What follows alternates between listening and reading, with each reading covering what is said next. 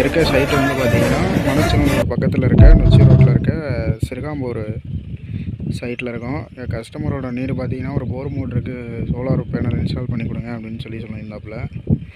அதனால் நம்ம பேனலும் மோட்டரும் சேர்த்தே பண்ணி கொடுத்துருவோம் அப்படின்னு சொல்லிட்டு 2 கிலோவாட் பேனல் இன்ஸ்டால் பண்ணிவிட்டு 2 HP போர் மோட்ரு ஸ்போக்ஸு 24 ஸ்டேஜி 3 HP டிரைவ் வச்சு இன்ஸ்டால் பண்ணி கொடுத்துருக்கோம். GIS ஸ்ட்ரக்சர் போட்டு கொடுத்துருக்கோம். GIS ஸ்ட்ரக்சரில் எர்த்திங்லாம் பயங்கரமாக பண்ணி கொடுத்து சிவில் ஒர்க்ஸும் நம்மளே பண்ணி கொடுத்துருக்கோம். இதில்